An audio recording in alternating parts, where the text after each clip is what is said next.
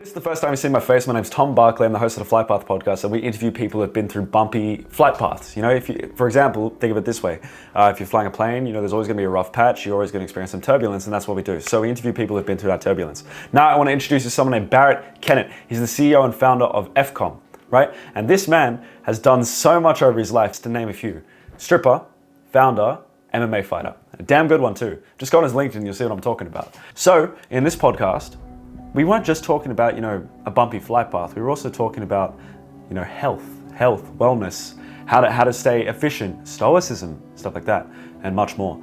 And as well as tips including how to keep, you know, fantastic company culture and how to keep customers happy and plenty more. So I just want you to sit down and listen to this podcast. If you're doing an activity, I like to listen to podcasts when I'm running, right? When I'm walking, maybe that's weird, but I recommend you do the same. Gets you in the right frame of mind. So listen to this carefully. And if you enjoy it, hit the big red button at the bottom and subscribe, because I really want to make sure these keep going out. And the subscribe button really helps boost up the algorithm. If you want to take a few more seconds out of your day, you can like, you can comment, you can follow us on Instagram at the Flight Path Pod. Again, my name's Tom Barclay. My Instagram's at It's Tom Barclay. It's the Flight Path Podcast. Buckle up. Hope you enjoy.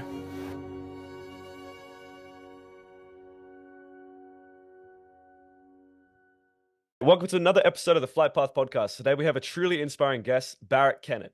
Barratt is the founder and director of EFCOMM Sales and Marketing, which he started about 5 years ago and has grown tremendously. And to start, Barratt, thank you so much for taking the time to join me on this podcast today. For those listeners who may be unfamiliar, could you please provide like a brief introduction to your background, journey, and what got you here today?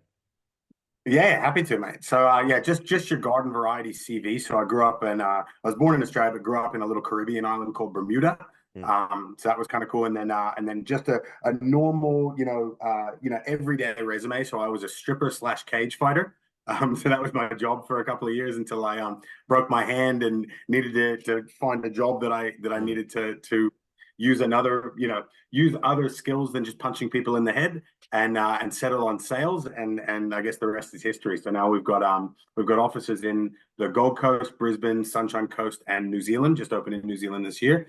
So it's branding pretty well. We've managed to, been fortunate enough to win a couple of awards. The big one was Best Place to Work in Australia last year in terms of company culture and employee satisfaction in the Great Place to Work survey, and also won a couple of personal ones as well. So it's been a good ride. I think as a common trend, I certainly like setting challenges and then winning. I'm not that I'm a sore loser, but I certainly don't like it. So I think sort of a common theme. But yeah, I think that sort of takes us to where we are now. Good on you, man. That's incredible. And the fact that you got the belts behind you and everything is just super inspiring for people like me and everything. We just see, I think martial arts is also a great tool to show your perseverance, right? To show not only your ability for, you know, love and happiness, but also your ability to be violent when needed, right? And I'm a martial artist too, which is awesome. So it's really cool to see. Yeah, okay. Karate? Yeah, no, Taekwondo, 16 years. Taekwondo, yeah. Yeah, man. But no, it's beautiful. So.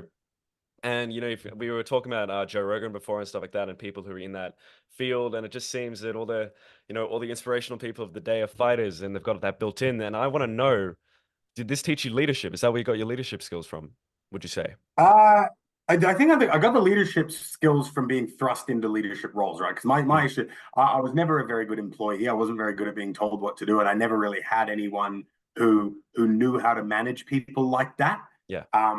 And so it really just came from necessity. But I think the fighting, you hit a good point, and it's something that the two things. If I'm fortunate enough to have kids, I actually get married in a couple of weeks. So hopefully we start congratulations after that. Yeah, so that'd be good. That's in I think 16 days.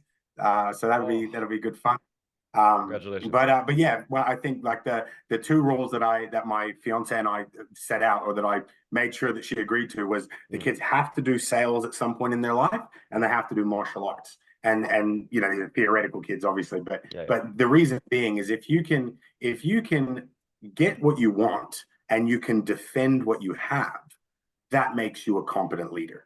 Right. If you're somebody that is very good at ascertaining what you need to in order to further your purpose or motive, or what you need, preferably something that's helping others, not just, totally self-motivated, and also good at protecting others and knowing that you're confident in it. And I'm sure you've experienced this as well in a lot of business deals. Some people, like, you probably can't see it very well on the camera, but like my face has definitely been hit a lot. I got the bubblegum ears and I've got Yeah, the, yeah, I see. I'm all scarred up and people just know not to try and push things past you in meetings. It's very, very subconscious. Not saying I'm like the toughest guy in the world, like I'm certainly out of practice, but I think having those two traits, being able to sell and being able to fight, they've definitely both combined to help me to achieve what we are now as a business and help me be able to extrapolate some of those traits that I can give to some of the staff and help empower them. Mm. But I think the reason you see that as a commonality is because the traits that you develop from fighting, discipline, competitiveness, accountability, right, and commitment, that those are business success traits. So I Yeah. think that's why you see. I don't know which comes first, the chicken or the egg, but I know that they certainly fuel the. Well, you bring up another point, right? Because when you mentioned discipline, the first thing I thought of wasn't, the ability to rise and go to sleep on time, stuff like that, and the discipline of, not using your hands when you can, but the discipline of emotion and the discipline of being able to control your emotion, which I think is a core value in martial arts as well, right? So, for example, in emotional times in your business, I'm sure there's been a few, either you or with employees or contractors, whatever it is. In those emotional times, if you could think of one of the best teachings you learned from martial arts that helped you with that emotion, what would it be? I mean, in the simplest sense, it's like it could be worse. Like, Mm, like if you can survive being locked in a cage and handle the anxiety, because the worst part about fighting, right, isn't the fight. The worst part about the fighting is what, especially if you're main eventing, if you're the last fight on the card, you yeah. like there's 2 hours of just the most crippling, heinous anxiety you can ever imagine. It's awful, and I think that I'm not nodding like I know what that knowing feels like, by the where way. I have no idea what that feels like. But yeah, yeah. but knowing that, okay, look, I can do that. Yeah. Well, I can probably handle whatever else is going on here. I think it just, there's it's a funny one of those old proverbs, right? They say that bison are one of the only animal that when they sense a storm coming, they instead of trying to run away from the storm, they go into the storm because they know they'll get out of it quicker. And I think being able to take on take when you're trying to improve your confidence in things, it doesn't come from running away from them. If Mm, you're trying to combat anxiety or be more competent in areas, it comes from the crucible. It comes from going into the storm, into the fire, and then who you become on the outside of it is the outcome of that. And I think that's, I guess, so knowing how does it affect me in business is just I know that I'm tough because I've thrust myself into situations where I've had to be tough. There's an old there's one of those old adages that says when if you ask God for patience, He doesn't make you patient. He puts you in love this one. situations where you have to learn patience. Yeah. If you ask God to be confident, He doesn't give you confidence. He puts you in situations where you have to develop your confidence. And I Yeah. think I think that fighting was a good example of that. But I think that applies to any tough sport or any real challenge where there's clearly going to be winners and losers, and you've got to put yourself on the line to achieve something. Beautiful. And the fact that you brought up that adage is so cool. Like the one where it's like, if God, when you ask God for strength, He gives you reasons to be strong and stuff like that. Yeah. Yeah. Love it, man. Love it. Well, speaking of that, that feeling you get before your fight, right? The mix of adrenaline and everything like that. And people always think that that adrenaline is only in the fight or that adrenaline is only in sport or when you're being active. And man, that adrenaline comes in business, right? Before you sign a multi-million-dollar deal or something like that. You've always got that adrenaline built in and sometimes it becomes natural. So what calms you down? For me, it's a night run. For me, it's a night run listening to David Goggins, running through the street. That's it. What's yours? I want to know. Mario Kart. Mario Kart. I love Yeah, like you like because it's not one of those games that you can just sit Yeah, and play yeah. for 5 hours straight, right? Like you've got a good Wow. hour Yeah. and because it's because basically like I know how to meditate. I can do I've had like hallucinations while meditating and Mm, stuff. Like mm, I'm very deep in that and I'm quite mm, religious, so I pray a lot and stuff like that mm. as well. So I know how to quiet my mind, but if I could, I find that just like 40 minutes of Mario Kart on like online version, Yeah. that does the That's same thing awesome. as meditation and it's That's way so less cool. boring. So Yeah. that's my answer.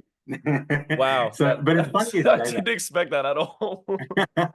Well, I'm actually oddly enough, I'm like because I started playing it over COVID because I Yeah, just yeah, could I yeah. couldn't do nothing. Yeah, yeah. But I'm actually ranked like in the top 20 in Australia for Mario Kart because I So just let me play get it this so much. straight. So you're a badass in the business, you're a badass in the office, and you're a badass on the console. What's going on? What's next? And you're a badass fighter. What else? And you're a No, stripper, man. What the fuck? And you're about to get married. look, That's crazy, man.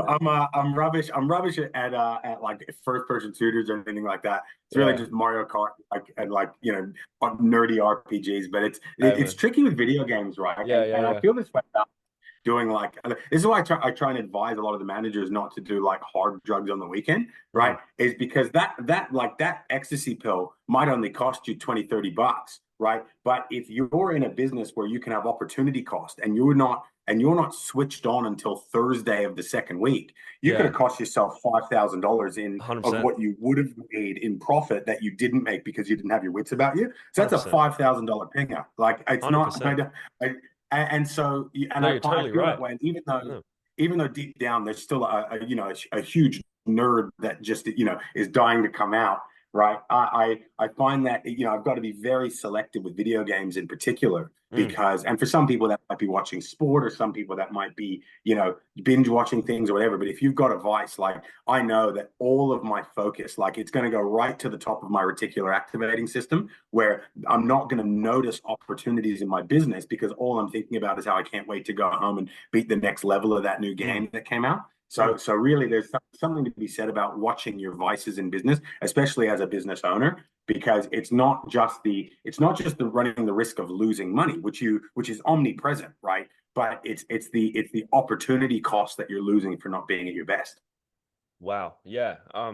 Geez, you brought about an incredible story from Ben Francis. He's the founder of Gymshark. You know Gymshark, the Yeah, gym. Yeah, yeah, cool. Ben Francis is an incredible guy, humble, like it's fantastic, right? And I've been watching him for a long time, and he talks about how one of the best decisions he made was playing World of Warcraft when he was younger, right? The strategy RPG game thingy, right?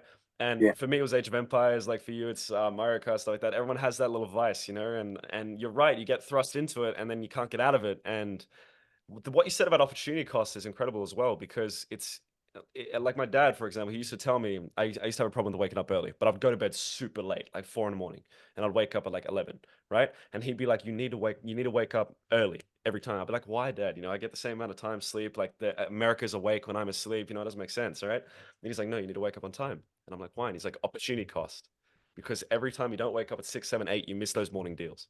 Right? You miss that early bird, and the early bird gets the worm is fair. It's completely valid. Yeah. Well, you've got more dopamine and Mm, cortisol when you wake up. mm. So up until about probably 12, I mean as late as 2:30, but normally as soon as you're up, you've got them. I call it. Can I swear on this? Is this a swearing Oh, go, podcast? go, go, go, go, go for Sure. it. So I Yeah. call it fucks. So your measurement of energy is fucks. So you want me to do like I got to go and do read through this document. Well, that's going to take me Mm. 3 fucks, and I only woke up at 5. Like so, I'm going to see. Sometimes I don't have the fucks for that, or I'm out of Yeah. fucks for the day, Yeah, right? yeah, And yeah. and you just if you wake up earlier and you start working, you've got more fucks in the morning than you do in the afternoons. So anyone that says they're not oh, I'm a night owl, it's like no, you're just lazy and don't wake Mm. up when your alarm says wake up. Mm. Like Wow, and that's great. Having less fucks to gives is actually brilliant. And that reminds me as well, when you said having the discipline to wake and you're lazy for not waking up in the morning, would you argue you're lazier not waking up on time in the morning, or you're lazier not going to bed at the right time? What do you think is more I lazy? think I look at meta habits, right? So Mm, if I want to teach people, like if I want to teach sales staff that are doing face to face sales, mm, I want to teach them how to have what we call C factors, right? Smile, right. eye contact, enthusiasm, so that when you greet somebody, you're in a you're in a higher emotional state, not cheesy, but still high status. Yeah. But you also want to position yourself, stand at high status, and you want people to see your hands because the first thing people look at subconsciously is to see if you've got a weapon, Mm, right? So you want to be smiling at them, looking at them, standing up straight, and letting them see your hands. That's a lot to digest. Whereas if I just say wave your hand at 90 degrees, right? Well, you have a neural anchor. If you try and wave your hand and look angry, it's you can do it, but it's hard. Your brain is mm, resisting it. mm. You feel like it just feels weird because you've already got Yeah. what's called you've got a synapse or a neural anchor that when Right. I do this, I smile. So Yeah, I've I done see. that enough times. It's hardwired there, and that naturally makes my posture good. Naturally shows that my hand naturally makes me smile and look at them. Mm, So having that little one thing can, rather than trying to address all the little 1%ers, I do one thing that unlocks all the other things where I can teach something very simply. And if waking up on time is more important, then you're going to go to bed at a reasonable hour. But in order to make that shift anyway, you're going to have to be tired on one day. Because if you try to go to bed earlier, but you've woken up at 11 a.m. the day before, good luck. Like, unless you got some Xannies or something like that, like, good luck. Yeah. So the first step is wake up early and then be really tired that day so that you go to bed at a reasonable time and then wake up early again the next day. So that's how I look at People don't realize that's the whole fight. That's the whole thing. it. Like the whole, But you yeah. got to understand that when you wake up, your brain's in what's called a theta state, which is where you're in. So delta is the long drawn out waves, brain waves that your brain operates on, Right. and like alpha is like this. If I'm like talking to you, if I'm doing something, it's a much more it's a much higher oscillation. But when that first sort of 90 minutes of waking up, your brain is sort of in the middle of delta and beta, and so it's kind of still, that makes it very impressionable. It's a very creative state, but it's also a very impressionable state. And so the first things that you see or do in the morning will prime or program the rest of your day. So, for instance, if the first thing I do is wake up and I look at social media and something pisses me off, I'm way more likely to be pissed off for the rest of the day. And that's why I have a rule called 8 till 8. You don't touch your phone after 8 p.m. so that you don't get the light in your face and it makes you think it's daytime. Makes it way easier to go to bed if you don't have your phone in your face after 8 p.m. And I don't touch my phone until 8 a.m. It's normally like 7:30, but 8 till 8 sounds better. Yeah. Because I don't want to be programming my brain with bad things. I also don't want to suck it into a dopamine vacuum, which social media and video games does. Wastes a lot of your good dopamine for the day, which gives you less fucks throughout the day, right? Yeah. And I also, if the first thing I do is I've got an alarm that says get up and I say snooze, I'm programming my brain to not do the things I'm supposed to do because they're hard. And that makes me a weaker, less disciplined person. So I'm very big on don't hit the snooze button. Yeah, man.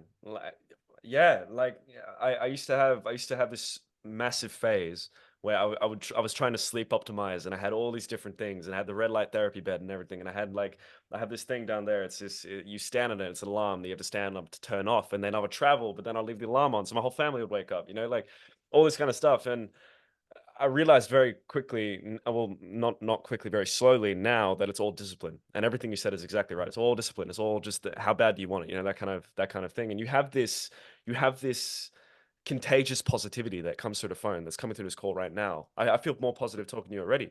So clearly, what you're saying is working. But most people, thank you. yeah, but most people need like 4 shots of coffee to get to the stage you're at now. And what time is it? 1:43 p.m. Right? So what's your opinion on coffee? Are you coffee, cocaine? What are you?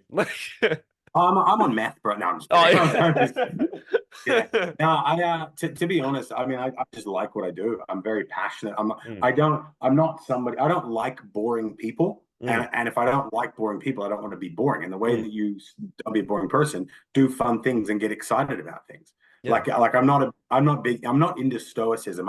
Everyone's, that's like the new craze of personal development is like, you got to be stoic and be a stoicist. And it's like, but if you're not bothered by bad things, you can't be excited about good things. I'd rather just, have better coping strategies for the bad things and still get excited, because that excitement, like you said, it's infectious. I'm just excited about life. I wake up every day and the first thing I do is thank God that I got to wake up, because no matter what's going on, I'm just so excited to be awake. Yeah. Right. It was a cool one I saw from like a sales guy. His name's Brad Lee. And he was talking about it. He said, if I offered you $100 million, would you take it?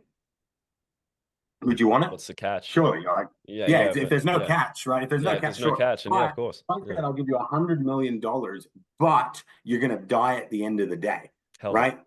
So you don't get to wake up at the end of tomorrow. Yeah. Would you take that deal? No, right? No, absolutely not. And it just shows, it's like, if you're like, think of how grateful you'd be to get $100 million. Like, why aren't you that grateful to wake up if waking up to you is worth more than $100 million? And so I just really infuse gratitude, and I'm thankful that I get to do what I love with who I love. And how can you not be fired up about it? Absolutely, man. And it's funny because the point you just made about being thankful, right? I think for a lot of people, like you just when you made that $100 million analogy and you said, but you'll die at the end of the day, right? I feel like if a lot of people just said, what's the cause and effect? Like, for example, if like so many people struggle with things like, depression, suicide, whatever you want to call it, right? And they're thinking about themselves at the time. It's very selfish, but if they just thought about the people that would be impacted by the decision, same with you. Like if you're a CEO and you were thinking just about your own role and you weren't thinking about the impact of everything you do on your employees, right? So for example, if you weren't thinking about, if I don't do this, if I don't set this system up, then what happens to my employees? You don't go through. But a lot of people don't think about that cause and effect. So were you Yeah, always thinking about the cause and effect? Is what I'm trying yeah. to get to. It's Yeah. it's funny you say that though, especially pertinent to suicide, because Mm, that I actually would counter argue that. I think that please. for most people who struggle with suicide, the only reason they're still alive is because, or the main reason for them is because of the knowledge they'd have of how they would hurt the people they love. And I don't necessarily think that's a bad thing. I'm not Not at someone all. that's saying that they shouldn't feel guilty about it. No, my like 7 years ago, my twin sister hung herself, and she's Terrible not alive loss. anymore, and it sucks. Like it's still, my birthdays suck. I don't have happy birthdays anymore because I used to share it and now I don't. And so but before that happened, she progressively cut off each one of the family one by one to make it easier for herself to do that because she'd wanted it so long. I And see. so I think that I don't know if it's necessarily that they're being selfish. I think that they're suffering and need help. But and for me, I look at mental health like cancer, right? Like sometimes you can cure it, sometimes you can't. Yeah. And I certainly feel for anyone that's been affected by it. But I think that I don't think that it's as much as it's normally thinking about themselves, because Mhm. that's where I think 70% of the time you think about yourself, 70 to 80% of when you're thinking about yourself, it's negative. So I do Absolutely. think they get into loops of negativity. But I don't necessarily think it's rooted in selfishness, if that makes sense. I agree. I agree. And you've changed my perspective. I completely agree. Yeah. It's a wonderful way to put it. Wow, you've stumped me a little bit. I'm just I got a but lot going on, man. I no, wish I but had you're like a incredible, man. more a Yeah. more linear life. Like it's Well, kind of like all over no, no, the no. I shop don't with think you do. I don't think you activity. do. I don't think you wish you had a more linear life. I think you like multifaceted No, life. I say that tongue in cheek. My life rocks. Yeah, there we go. Come on now. But yeah, I was well, just pretending to be humble. yeah, well, 100%. Well, people have this weird fetish with humility, I find, but I feel like if you've earned the ability not to be humble, go for it. Like a lot of people find that inspiring. Like there's a difference between going out and buying Lambos, buying Bugattis, and flexing out and everything like that. That's fine. Like if you want to do it, do it. But having a life that's deep rooted in real experience and real like you've lived a very experienced life, right? And if you don't mind me asking, you're not that old, right? You're 29, aren't you? 33. 33, sort of close. There we go, almost there. But you're not that Yeah, old, right? So you've lived I'll so much stop experience. No, it. come on now, come on now. You've lived so much experience, so much life, and you've lived more than most people already, right? And a lot of people seem to have this weird thing with aging, and they seem to have a weird thing and always being shy about how old they are. But I find if you've lived each second to the fullest and you've learned so many lessons, you've had such a rough life and such a difficult life over time, then when you get to that age, you should be proud of the achievements you've had. So, are you proud? Yeah, I'm thrilled. If I were to have told if you could show like a day in my life to like a 15-year-old version of me, he'd be like, no way. Like, I'm starting, and I've been able to make the people who care about me proud, and I've been able to, I've had nothing but love around me, and Mm, I'm very, very grateful for that. So I mean, I wouldn't say pride, and I've certainly got to give, as much as I'd love to take credit for all of that, a lot of mm, that's been opportunity or God or whatever you want to call it, right? I certainly wouldn't want to say that I'm the man or that I'm like, the best thing ever, because there's people that are far more successful than me and done more. I'm just very grateful for what I've achieved. Now, to correlate that with humility, right? I do think that you can't just be you need humility in order to take feedback, in order to grow, in order to learn, and in order to know who you're around. Because there's a Drake quote. Not that I'm like a giant Drake fan, but he said this that I really liked. He says, "You've got to be careful who you talk about your goals around, because around the wrong people, it sounds like you're bragging." So you don't really want to be bragging. You want to make sure that if you're talking about your highlights, that it's adding to the conversation. It's not just think better of me or think I'm important. It's, hey, this is something I did, and here's how it's applicable to the conversation or how it can help others. And that's sort of a balance that I've had to tinker with, especially coming from, because I grew up in Bermuda. I went to high school in America, and then I came back to Australia for university. And the American culture is much more, look at me, look at my achievements, look at what I do. And it did take me a while to then come back to tall poppy Australia, where I realized that some people don't like that.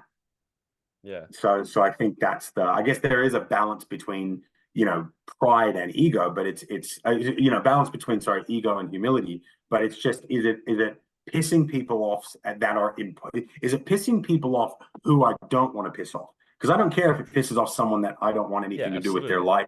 They are. Yeah. Is it people that I actually like going, hey, dude, can you not be so up yourself? And it is something I struggle with sometimes because I'm such an extrovert. I've scored. I'm in the 99th percentile of extroversion on a Big Five analysis. Oh wow. So I'm literally like top 1% of extroversion. Like if I'm alone for 2 hours, I get sad. So bragging and talking about yourself because you want that serotonin and to feel important, it does kind of sneak out sometimes, but maybe it's just getting better at hiding it or slipping it into a story where it doesn't look as obvious that you just want to feel important. You know what I mean? Yeah. Wow. And you actually circled into one of the questions I was going to ask. I was going to ask you a question because you grew up in, as you said, Australia, Bermuda, and Colorado, right? Colorado, was it? I did a bit of Colorado, a bit of Virginia. Oh, Virginia. Okay, So cool. a bit of So yeah. yeah, so you just mentioned that in Australia, right? I'm trying to think what are the main things you learned from each culture, right? And what you mentioned a tall poppy syndrome. Is there anything else you learned from Australian people? And then maybe go into American and Bermuda as well. I'm curious to hear where Yeah. you got this So perspective, man. Yeah.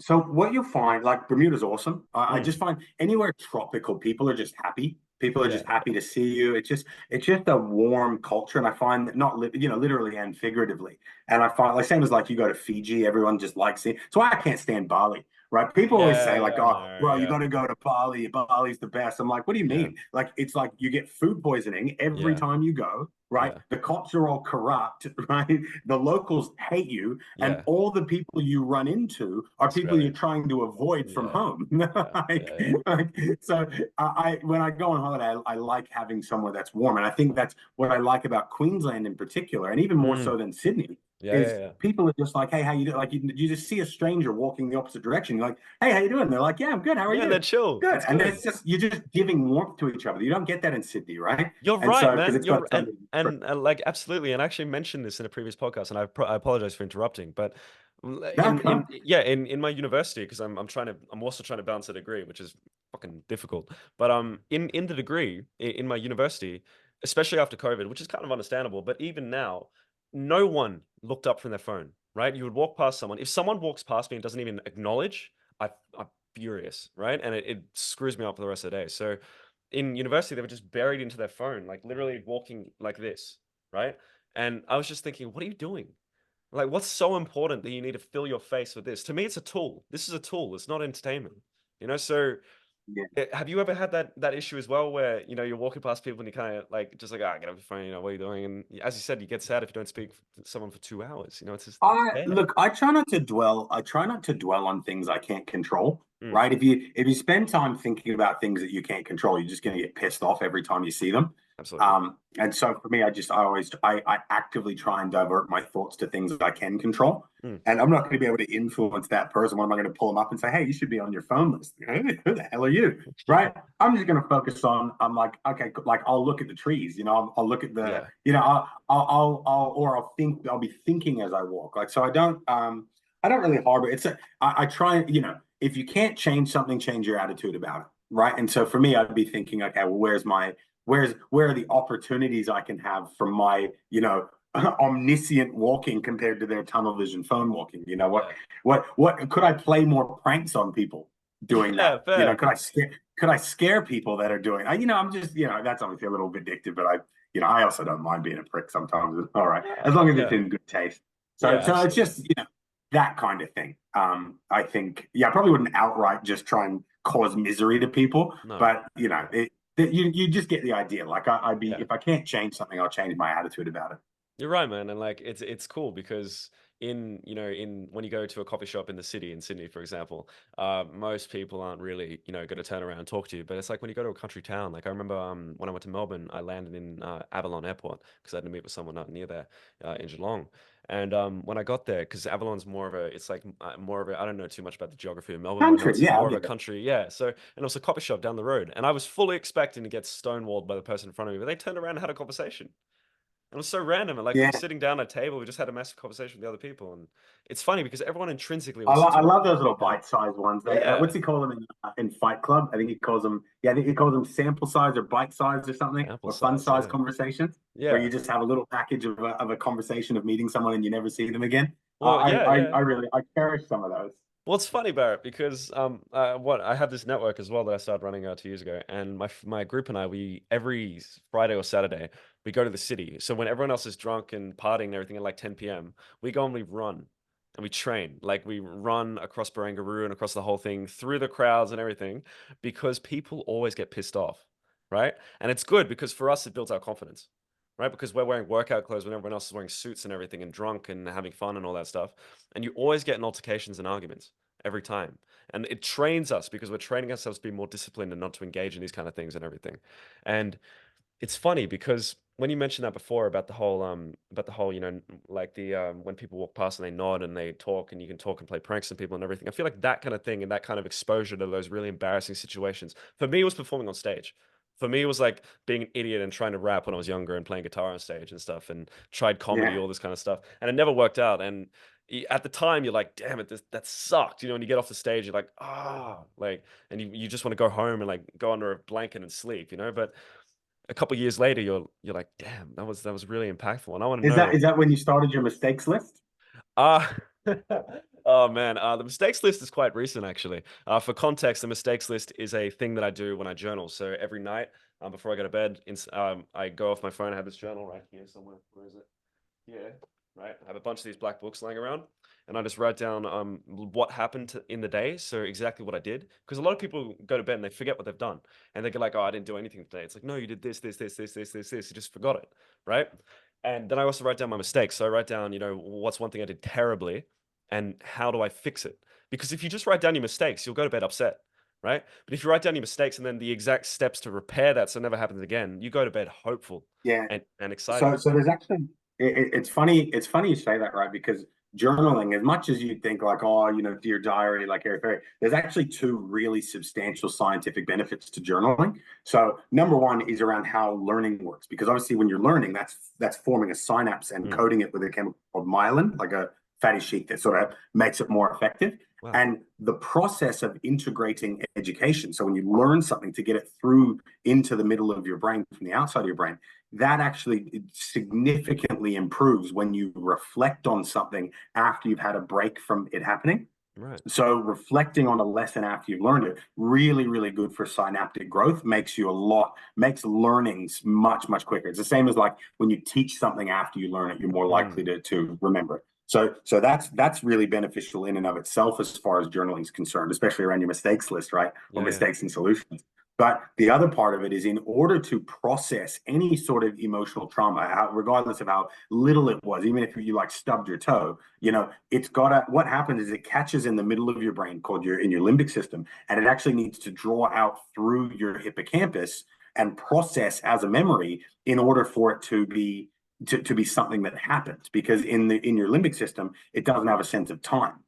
And that happens in the outer layers of your brain. So really understanding that it's not something that's going to continue happening to me. It's something that happened, and it goes from your hippocampus through your hippocampus into your right brain, where you experience it's the experiential side, how it felt.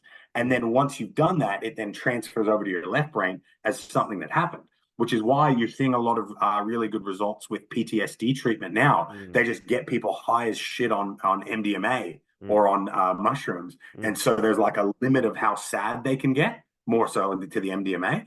And then they relive these memories, pull them out through that hippocampus, and then lodge them as something that has happened rather than something that can keep attacking you and hurting you.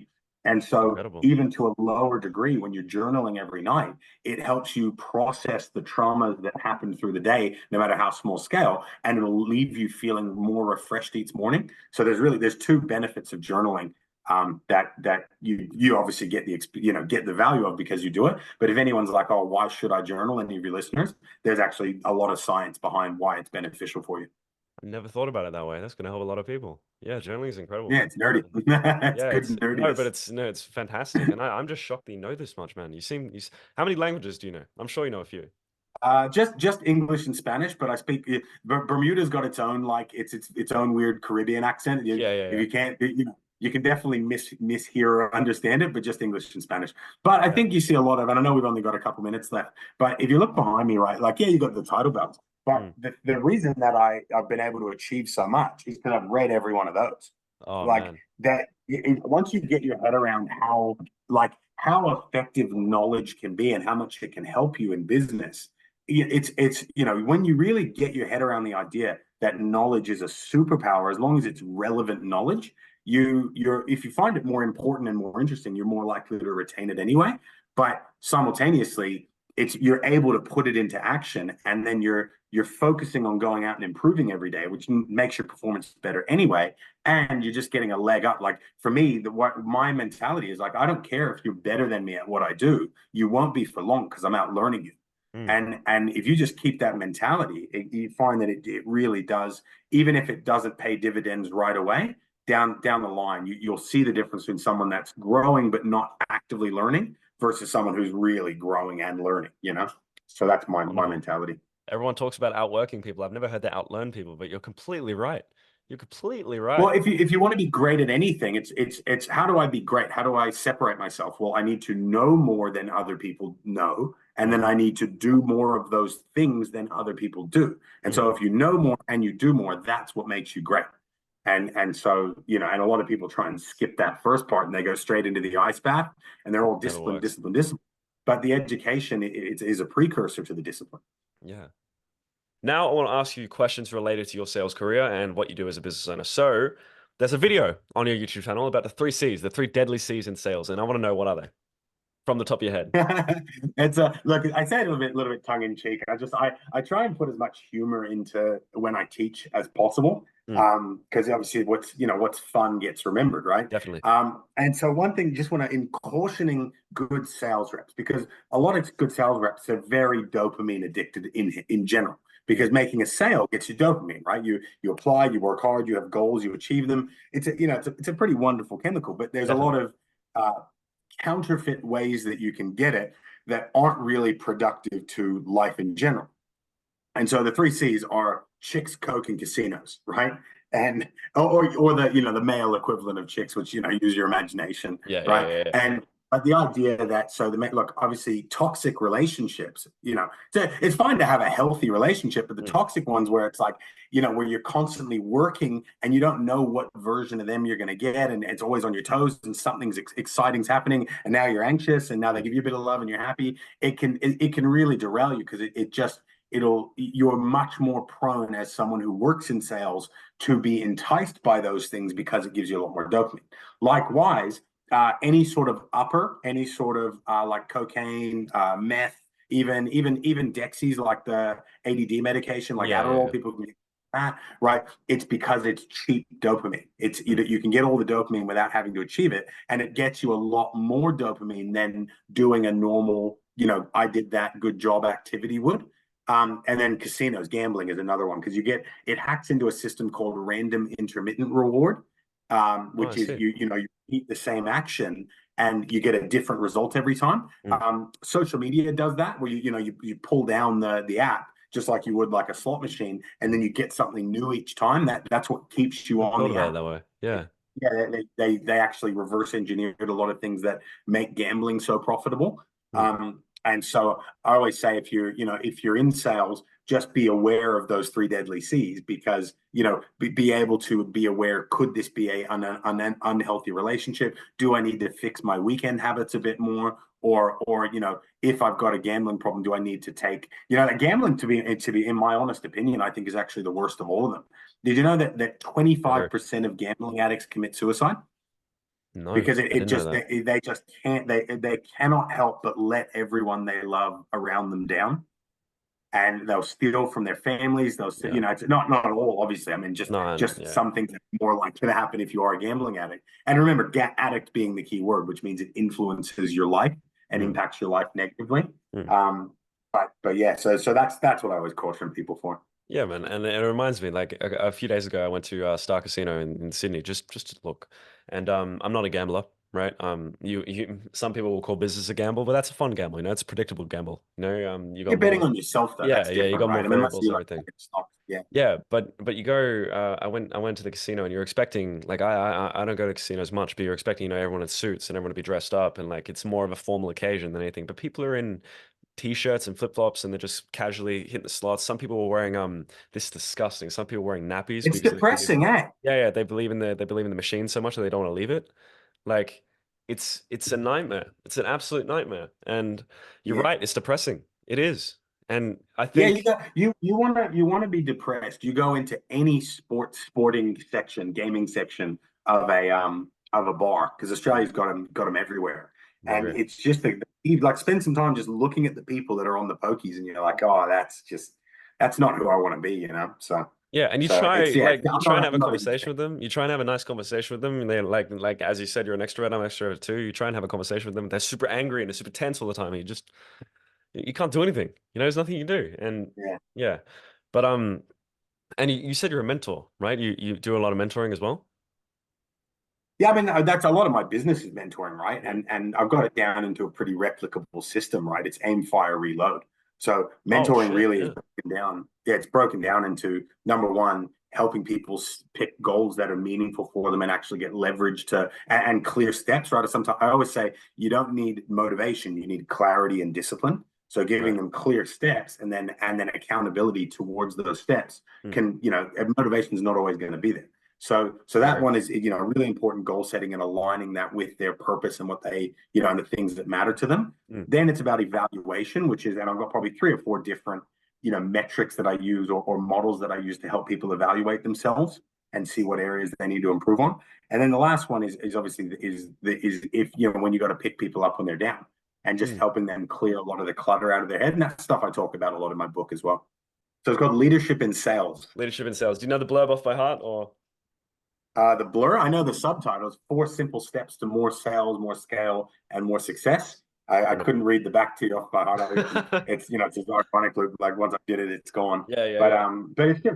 it's just all the cool thing about the book was that it's all stuff that works. It's not theory that I'm just regurgitating. It's not something I just read in a Tony Robbins book and I'm just giving it to you, back, which a lot Mm. of would be personal coaches and life coaches and stuff do to you. It's stuff that I've like meticulously applied and worked and tinkered with that works in my business.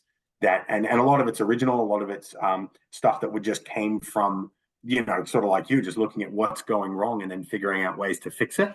Mm. And when you see trends of okay, this definitely works, you can kind of refine it that way, and that's what a lot of it's about. Yeah, and I completely believe you as well because Sony, like the only time I got real value from a book like recently, the real value was probably the one Jim gave me, and the reason that is because he talks exactly like you do, right? He knows everything about his brain, he knows everything about his memory, he knows everything about the health part, and he's super obsessed with it. Like he wrote the epigenetics book as well, which is all about the history of the world and the history of health, and I don't know too much about it, but like the meta tags and how you can switch them on and off and stuff like that. And he knows so much Yeah. about his brain as well, and you do too. So I can tell everyone, listen, I haven't read the book I haven't read Barrett's book, but I can say if he knows this much about his brain, he knows that much about everything else. So I'd definitely recommend getting it. I'll get one myself and we'll do it. And your goal, man, of helping over 100,000 people through your programs is fucking ambitious. Have you done that yet? Do you think? No. Where look, we still got a lot more growing to do, right? The upside is it's exponential growth, right? Mm, The more leaders that you bring in and people that, I mean, you don't find leaders, you find talented people and you teach them the skills they need to become competent leaders, which mm, I really genuinely believe I think we do better than anyone in the world right now. And it's something, or at least is something that we aspire to be, is the best company in the world at teaching, at developing young people who want to be successful. I see. And so the more people that we can get to a level that they can train other people, then the better. So it's just about scaling it. All right, it's been an absolute pleasure, man. I've really enjoyed interviewing you. You've been genuinely brilliant, and the advice you've given, the tips you've given, and the health tips you've given have just been genuinely incredible. And I'm grateful that you shared the time with me. And I'm sure my viewers would want to pass on thank you too. So where can they find you to do that? Yeah, look, Instagram's probably my best. LinkedIn's going well as well. TikTok, everything. So just type in my first name, Barratt, and you'll figure out the rest. It'll look like me. And if you're in sales or sales management or anything like that, feel free to grab a copy of my book as well. Awesome, my friend. Awesome. I'll put all those links in the description as well. And last time I'll say this has been an absolute pleasure, and I wish you all the best for your day. Ripper. Thanks so much, Tom. All right, my friend. Talk soon. Bye.